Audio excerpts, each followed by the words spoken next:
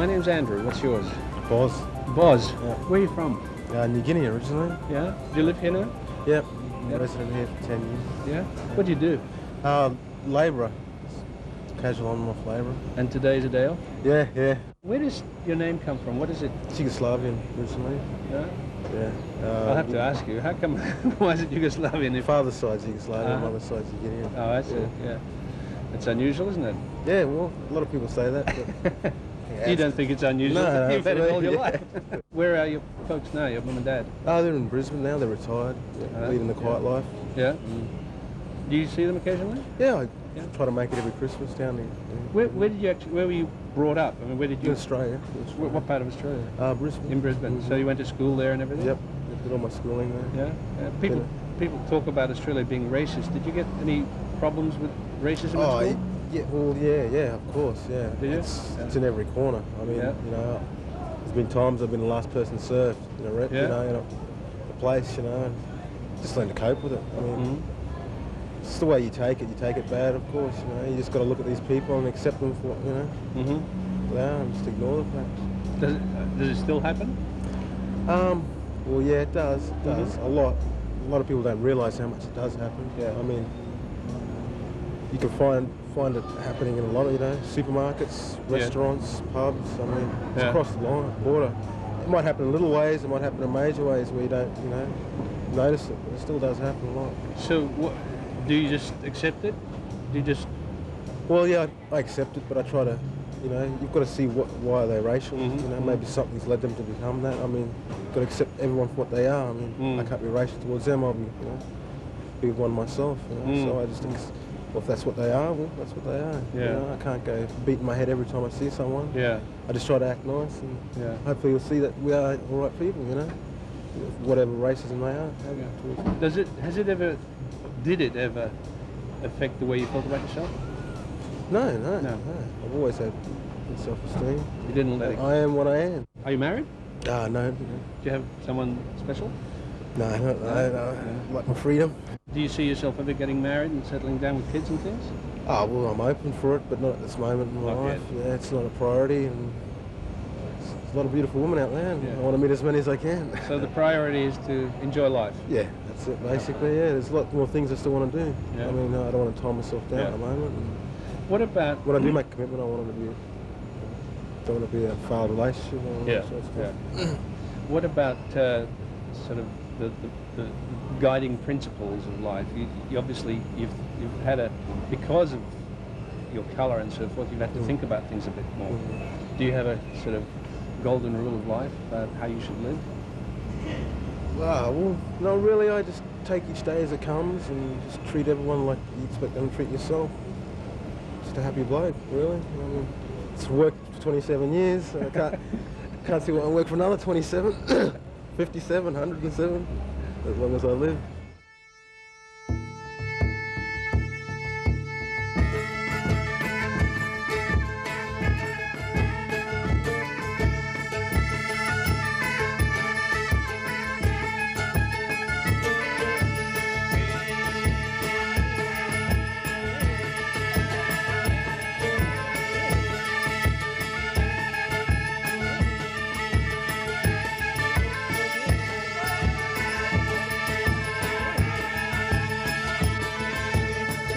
Such a nice sunny day. It's nice for a chat. Can I ask you about your wonderful earring? Which one, in my nose? Not the nose ring. Well, I'll come to that. The earrings? Yes. Well, it's something like that you might have made. No, actually it's not. They're Indian, but it's sort of mysterious like me, so that's why I like to wear them. And what about that nose ring? Is very nice. It's just an ordinary earring that I've adapted myself because I find there's much more choice. What about the lobe ring? No, that's not lobes. What do you call them? Just the upper ear. Upper ear. Yes. They're just... Actually, they're just different stages in my life when I feel that I have the need to express myself. Right. And I think that we need freedom of expression, and to me, they're an art form. I like them, and I think that they bring out the real me. Yes. And the other ones too? Oh, only 4 on that one. Only 4. Now, you were saying the different stages of your life. Are they identifiable stages? Emotional stages? Yes, a combination actually. Yeah. The first time I did this one, this one, this one and this one was when I was going through a bad time at work and I was feeling I was being used, and I thought, okay, I've got to do something with my life here. Let's go do something different. So I did. And then Did it I thought, actually change your life? Or just it your made me attitude? feel actually more me. Yeah. I was actually doing something I wanted to do. And I think in life you need to express yourself because after all we're all confined by so many barriers. Yeah. And actually we can live together quite peacefully if we just give each other some space. And most of all, I think, accept people's differences.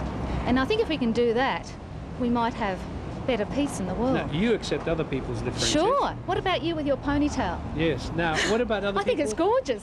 Do other people accept your differences as easily as you accept theirs? No, I don't think so. Still? No, I don't think so. I think it's because we are brought up in a very conservative society. Yeah. And people like to typecast you, and they think that you should be in a little box. And once you try and get outside that box, everyone thinks there's something wrong with you. Okay, now let's do a little, as an experiment. How do you think people perceive you, you know, just as you are now, with the earrings and with what you're wearing? Well, I'm pretty conservative today. Yes, yeah. So this is conservative for you? This is conservative for me Right. because all my other things are down in Melbourne. I'm just up from Melbourne. So. Right. And So what clues I can like we get? the ethnic thing. Like your shirt, only a bit more exotic. Right. I'm into the ethnic scene. Anything Right. from India or Right. China or Indonesia, that sort of thing. Why is that? I think it's me. Yeah. It's the mystique, and it's also the colour Yes. and the texture and Less rigidity. yeah, Yes. freedom. Yes. Yeah. Now, what about as your personality and your work? Do they match?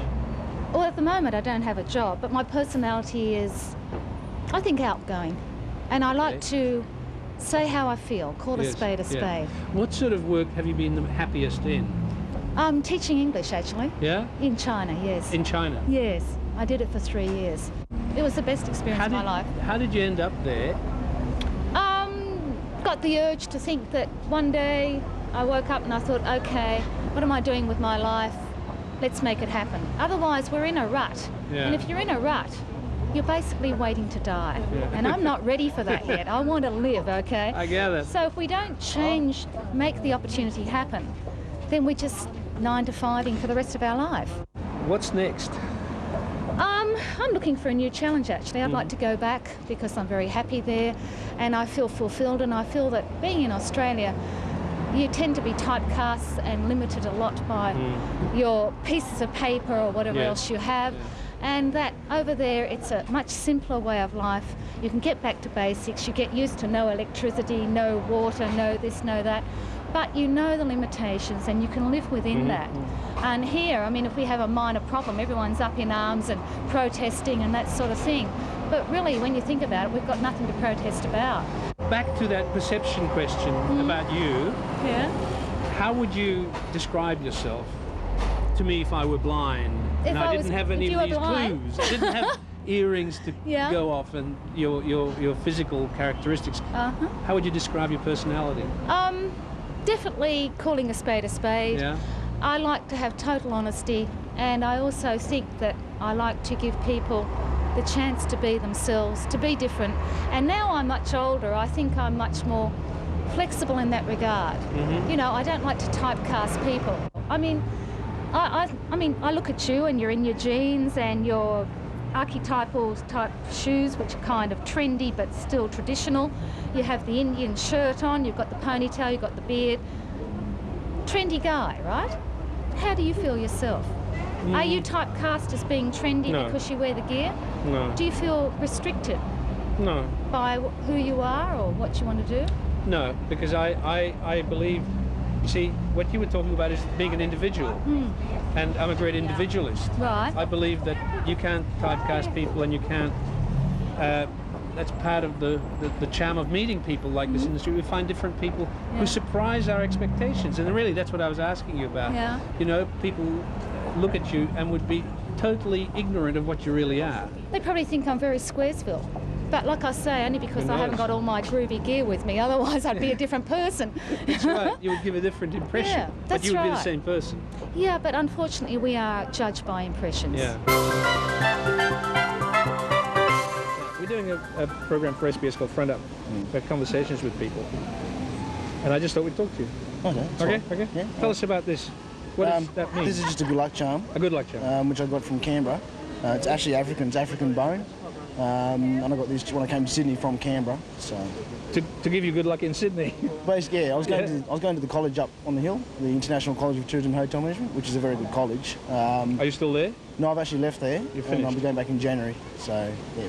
So, what are you doing in between now? I'll be working for a company called Benson's, which is a catering company, silver service. So that's you're starting a career in catering. Right. So, and these friends of yours around here who wanted to know what we're doing, you see, we just told them what we're doing, interviewing people about their lives. Tell us a bit about your life. Where are you from? And I'm half Vietnamese, half American Negro. I was adopted into Australia in 1975. And my adoptive father was in foreign affairs. My adoptive mother's British. I spent 3 years in England, and we travelled around the world. Basically, I've been everywhere. That's why I'd like to get into the tourism industry, because I get on my interpersonal skills to get on with other people. Right. I've worked in kitchens before, and for me, I love that work. Right. But because I've got more to offer, I can go into the other industries. And what would you like to end up in the tourism, catering, and hospitality industry? As a manager of food and beverage production. So you know where you're going? Yep. Which is a big help. I just got to get there. Just got to get there. Yeah. That's right. So, whereabouts in Sydney do you live? I'm living with my sister at the moment in Balmain. So. And is your sister an adopted child, or is she a natural child? She's the natural child of my mother and father, and then I've got a younger brother and sister as well, and they're actually adopted from Sri Lanka. So. All right. It's a bit of a mixed family. Yeah. But obviously you got on very well with them. Yep. Yeah, I get on very well with them. It's one of those things where.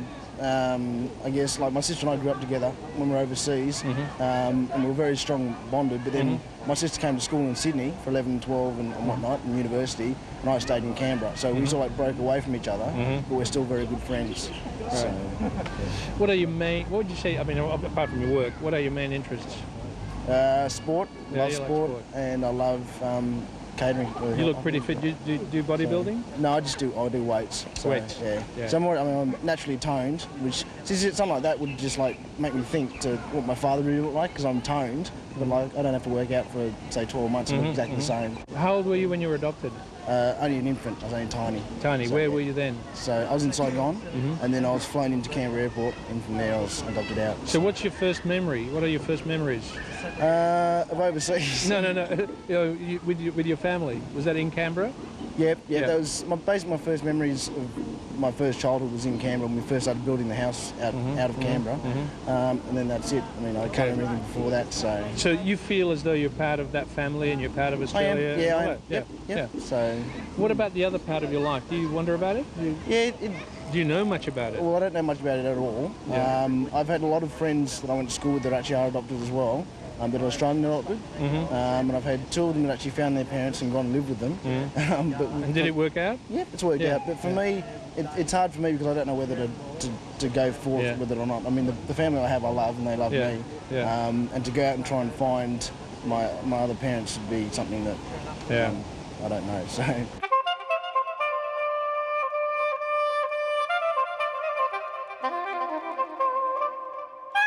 What do you do?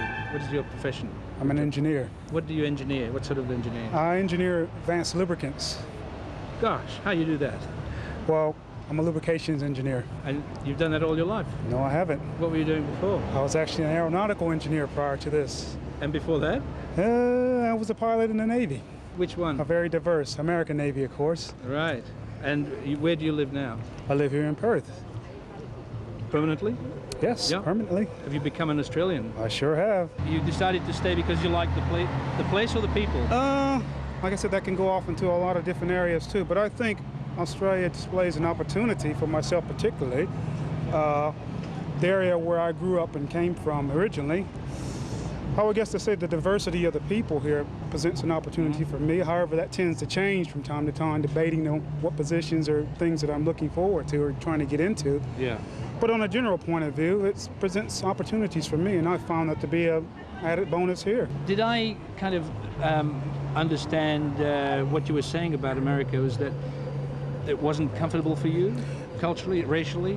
I wouldn't say uncomfortably. Be careful how I say this. I don't know what I'm doing this for, but hopefully I'll find out at the end of this. Yeah. I would not say racially. I would just say, at the risk of not putting myself in line here, if I was an Aboriginal here in Australia, I would probably get away from Australia.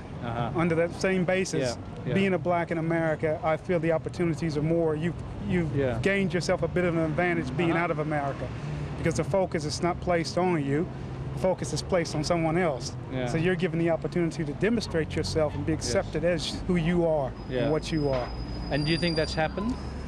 To a certain degree, no, because I still think, even here in Australia, as I do with the rest of the world, there's still that quote-unquote, I don't want to use the word prejudice, because prejudice is a very harsh word to use, but I'd say Traces of it. hesitation of associating people with the stereotype sort of fashion. And I found that to be the norm here in Australia, as I do everywhere. But in saying that, I would say that there's also a lot of area for you to demonstrate your own abilities. Once you've done that, then those walls are torn down. So it's giving you the opportunity to display whatever qualities that you can do, not focusing on who you are. I was wondering what experience, if any, you'd had with, interracial relationship, where, in America people point and say, there's a black boy with a white girl. God, somebody's finally asked me this. Out of the 7 years that I've been here, I've always looked forward to the day when somebody would actually ask me this question, and I'd be displayed on public interest. So it's a bit frightening to actually be in the spectrum where you really get to answer that question.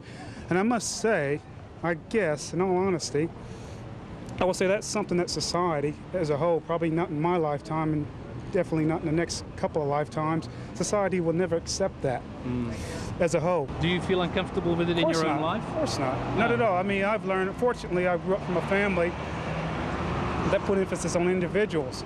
And I'm lucky to say that I was raised with those sort of values, that an individual is an individual. And respect that individual for them being an individual versus who and what they came from. So you wouldn't feel uncomfortable walking down this street here with a white girl? Of course not. I do it. And you've done it? I probably will do it this weekend, no doubt, or Friday night, whenever we decide to go out and go shopping or whatever. Is this somebody you know? No, this is my fiancée. My fiancée is white, so English. Yes. How did that relationship come about? In what circumstances? It's a long story. I would guess, summarizing it, I would say it originated from just a friend, more or less. Work related? Work related, yes. And it grew out of that. And do you get people, do you sense that people are uneasy with that towards you? I wouldn't say uneasy. I say the norm would be that they're more curious. I mean, quite often, my fiancée not ever being in an interracial relationship, her sort of response that she would have from it is, God, why is everybody staring at us? I think, oh, well, honey, get used to it, because that's the sort of thing that's just going to happen. And people, I think, more particularly here in Australia, you find in America, it's the sort of thing that you see and you think, oh, well, here we go again. But here in Australia, it's like, whoa, what the hell is that? And you get that sort of impression out, or people tend to think that, and not knowing the sort of, or what they're doing, staring at you, so to speak. I mean, it becomes a bit of an issue, but I guess once you get used to it, you live with it, But you don't find any serious difficulties? Oh, of course not. No, on occasions you hear people that say, well, what about your children, and what about this, that sort of thing, in defense of, I guess, and it's up to them however they want to feel about it.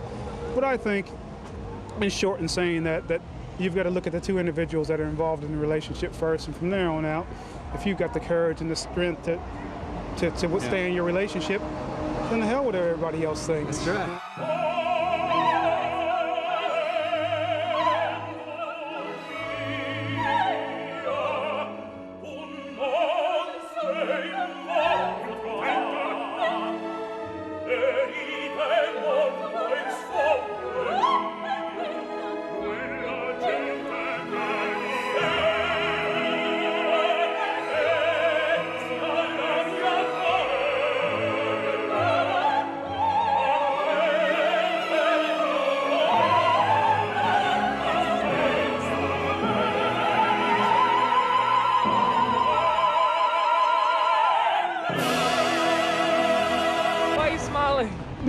waiting for somebody to talk to, and you came along. Why? What do you want to talk about? Well, we're doing this series of documentaries about people for SBS. Right. You know, where we just sort of bump into people in the street and say, what's your name? Right. What's your name? Lachelle. My name is Lachelle, yeah. Lachelle. And we sort of ask them things like, what a great vest you've got. It's all right, yeah. Did you make it? No, I didn't actually. My mom sent it to me. She sent it to you? Yeah, from the States. If I give her my address, would she send me one? I've been looking. You can't get those. Actually, my mother's like that. If I tell her, what's your name? Andrew. Andrew. If I say my friend Andrew really wants one of these, she'll probably find one for you. You're from the States? Yeah. Do you live here now? Yep, I've been here 8 years. Do you like it? It's all right. What brought you here? I actually met an Australian over there when I was in uni, about the second year, and we got to know each other, rode back and forth. I finished school, came here for a visit a couple of years later, and... Was this like a romantic get-to-know? No, this is just a friend, you know, just somebody I've befriended, yeah. Are you still friends? No, actually, no. What happened was that she's from this little country town in Canberra, and unfortunately I got here and realised that her family and her were very racist. And although she befriended me in the States, I don't think that coming here was probably the last thing her family thought would happen. They didn't realise that you were black? Well, I think they knew it, unless she didn't tell them. All right. But, you know, once I got here, she was just really strange, and she was getting married, and she sort of said, oh, I'll stick around for the wedding. I said, fine, which was like in a month. Next thing I know, she said, oh, look, I'm really sorry, but I heard her over talking to her sister on the phone, and she was upset because she couldn't invite me to the wedding because her father wouldn't have it. And it was pretty bad. It's a good thing I didn't leave Australia. I really thought I'd leave. You know, I rang my parents. They said, get back over here. What kind of shit is that? And I said, no, look, I can sort it out myself, and I did. So she moved. I just moved, you know, hung around in Sydney. I've never talked to her since. Right. So it's one of those things, you know. She was part of me coming here, which was great, but I didn't have to put up with the kind of shit, you know, that her and her family put me through, in a sense, you know. I work as a vocational counsellor and a trainer, so sort of train people in job club like activities, resume writing, interview techniques, stuff How did like you that. get into that? I studied psychology anyway when I was in university, and I came out of there working with people with disabilities and employment, and so I've done that for about 9 years. It's been the last probably 6 weeks I changed over to working with people that are unemployed and so forth, so on. What is the special thing that you do with them? I mean, do you have to treat them in a different way? I just treat them like people, basically. I mean, I don't have any sympathy for them. I don't have sympathy for their problems. I'm an amputee myself. I lost my leg when I was 3 months old. And how did you lose your leg? I had club foot when I was born. I've got a twin sister, and we both had club foot. They put the cast on my leg first to straighten it out. Gangrene set in it because it was too tight. It was just a big scandal. You know how it is in the States in the 60s, you know, that kind of crap. City-owned hospital, rah, rah, rah. So it's, you know, but I never let it get in my way. And so even like a situation where I can experience this kind of racism thing that I experienced with this friend who shocked me. I never thought that this would happen. That wasn't going to put me down because being an amputee all my life never put me down. So you just move on. And I guess I kind of share that with people. But more than anything, I just try and get them to use what they've got. And people don't know what they have.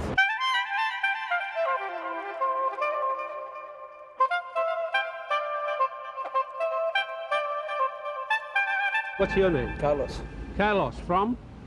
South America. What part of South America? Ecuador. What's your name? My name's David, David. Are you from? from Australia. You're an Aussie. Yeah. Dinkum. Yeah, it's the one. What's your name? Luke, Luke from? Tilapia. Where? Tilapia. Where's Tilapia? North Parramatta. You born and bred there? Yeah. Yeah. You're an Aussie too. Yeah, born and bred. What about you? I'm Eddie. I'm Smithfield. Yeah. Where are you from? Fiji. What are the three? Is that tattoo marks? Those Yeah. 3 marks? Yeah, it's like you know, it's tribal Yeah. initiation Uh-huh. to show like manhood. From where I come from, the village, Yes. like every 12 years old go through this. Now I notice you've got some scars on your face. Did you have an accident? Car accident, sir. Yes. Yeah, car accident. I was drunk, Uh-huh. and I saw the police, and I freaked out. You know, I just took off, and I smashed my car. I know it's a stupid thing to do because I was drunk and was driving. So So you don't drink and drive anymore? no, no more, no more. I learned my lesson. Yeah. No more for me now. When was that? A couple of years ago, just 3 years ago. Here in Sydney? Yeah, here in Sydney. Yeah. Yeah. Are you no longer having trouble with the police?